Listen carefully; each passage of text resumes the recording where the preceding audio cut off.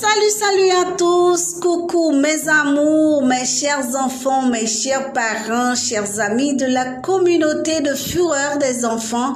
Merci de toujours rester fidèles à ce podcast qui est le mot de la semaine.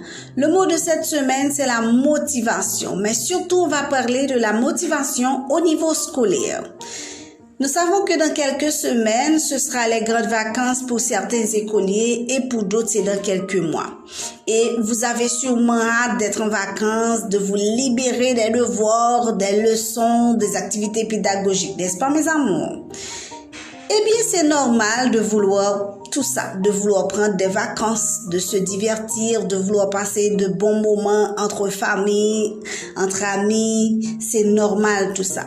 Mais surtout, vous devez rester motivé en attendant les vacances. Vous devez rester motivé sur les activités pédagogiques pour réussir l'année scolaire et pour jouir de vos vacances.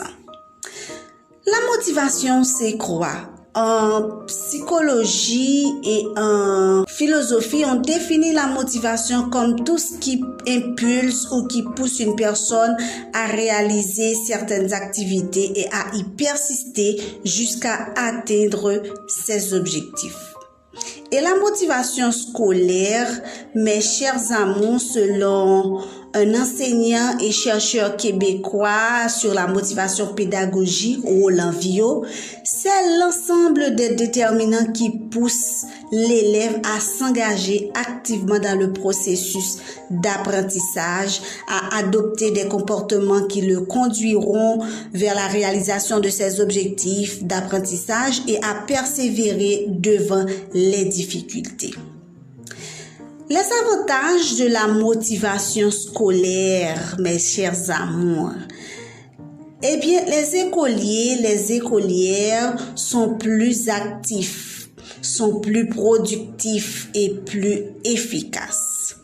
Maintenant, comment rester motivé? Premièrement, souvenez-vous de vos buts à atteindre. Vous voulez réussir l'année scolaire et passer d'agréables vacances? Alors, pensez à cette réussite tous les jours et rapprochez-vous du but.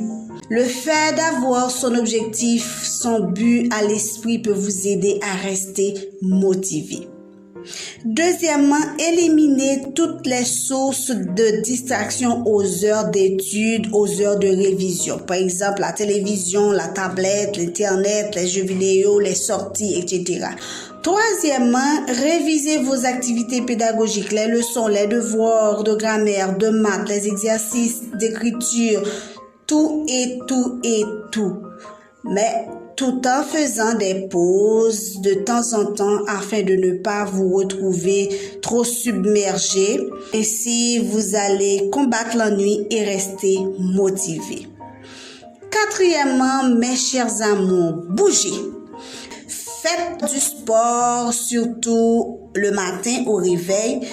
Faites un peu d'exercice léger. Cela vous permettra d'être actif, dynamique pour aborder la journée de classe.